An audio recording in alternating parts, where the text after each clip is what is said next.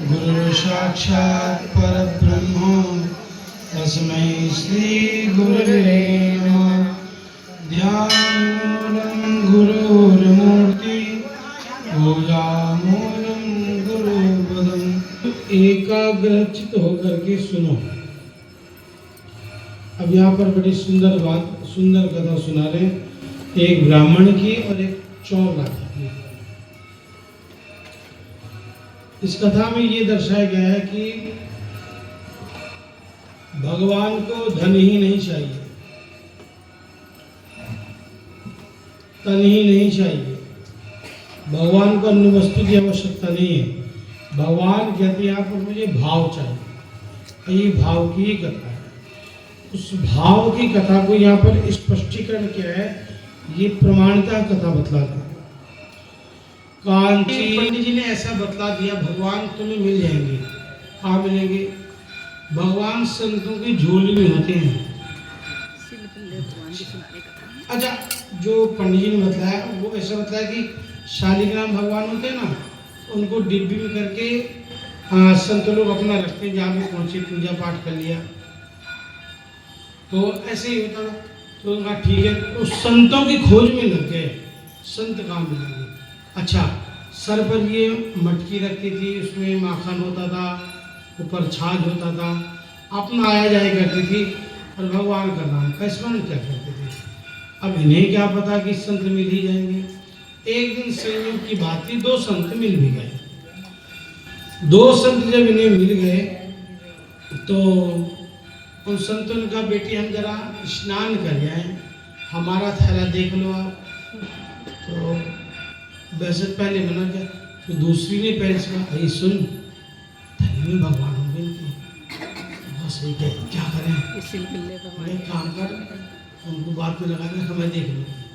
उनका ना ले, हम दोनों ना देख लें, आपस में मंत्रणा हुई और कहा ठीक है जाओ महाराज। बम बैठी यहाँ पर, लेकिन आराम से आ जाना, बिल्कुल ही आराम से। अब संत तो चले गए, अब संत की खोजबीन चालू हो गई थैले में। अखड़ वखड़ वगैरह ढूंढा तो उसमें डिब्बी निकली। अच्छा, डिब्बी निकली तो पता ही था कि भगवान गोल होते हैं, लेकिन जब डिब्बी खोली तो भगवान के तो हाथ पे टेढ़े मिले थे। अरे राम राम, ये जो संत है ना, बड़े दुष्ट हैं भाई। मतलब छोटी सी डिब्बी में ऐसा बंद कर दिया, इनके हाथ पैर ही बेचारे की उड़ गए। उन्होंने देखो, भाव ही सब हमारा, भाव से मक्खन दिया, भगवान भाव में पिघल गए और भगवान के हाथ पैर सीधे हो गए। तो ठाकुर जी जो ऐसे करके बैठे थे लड्डू लेकर के, वो सीधे हो गए बिल्कुल। अरे देख, अब सीधे। अब उनके कपड़े पहना में कपड़े ना में, डिब्बी में रखे डिब्बी ना में, देखे उधर से संत आ रहे हैं।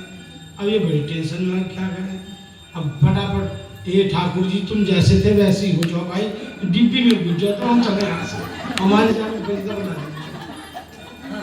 हम तो एक क्षण में सीधे हो गए। एक सर तो हो जाओ भगवान, तुम ऐसे ही हो जाओ, हमने तुम्हारे दर्शन के लिए धन हो गए, तुम साधु समय पिटवाओगे लग रहा है, तुम हो जाओ ऐसे।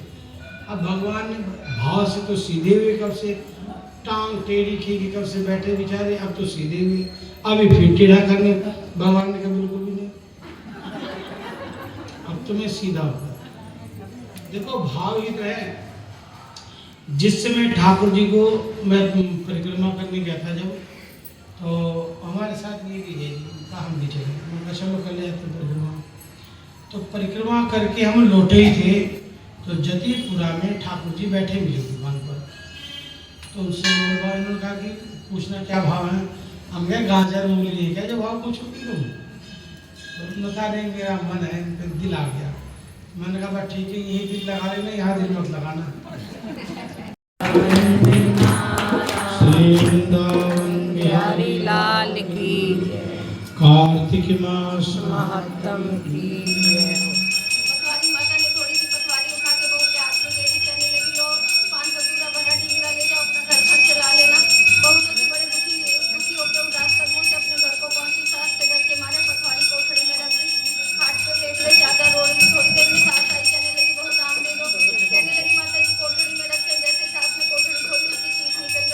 माता जग जुनार हीरे मोती चमचम कर रहे